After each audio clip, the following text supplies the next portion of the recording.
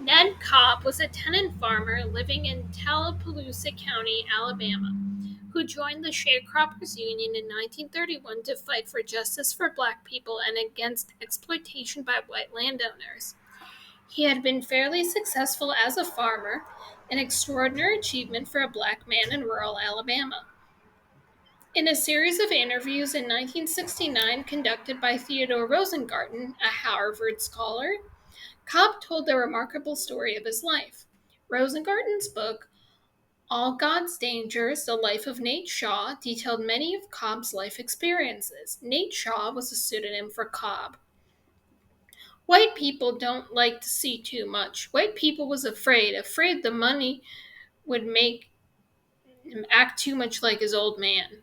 His father had been a slave, and he had been emotionally crippled by it. He took out his frustration on his family, often beating his wife and children. When he was old enough, Cobb started to farm on his own. He worked as a sharecropper and eventually became a tenant farmer. A hard worker with a deep knowledge of crops and animals, Cobb managed to escape the financial traps set for him by local whites.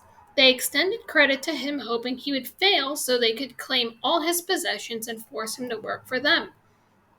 Cobb stayed out of his debt as he managed to avoid being destroyed by natural disasters, such as the boll weevil epidemic and the collapse of cotton prices.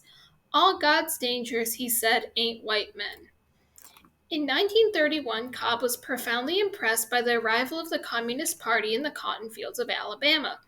He was aware that the party was defending the Scottsboro Boys, 9 black youths who had been falsely charged with raping 2 white women. Cobb saw the communists as the heirs to the abolitionists who came south during the Civil War and Reconstruction to finish the job their predecessors had started. He joined the party's union, the Sharecroppers Union, and distributed leaflets and literature and recruited new members. In 1952, when a sheriff tried to foreclose on a friend's home and livestock, Cobb defended his friend and became involved in a shootout. Wounded, Cobb was arrested, offered the opportunity of a lighter sentence if he cooperated with the court and named fellow Union members.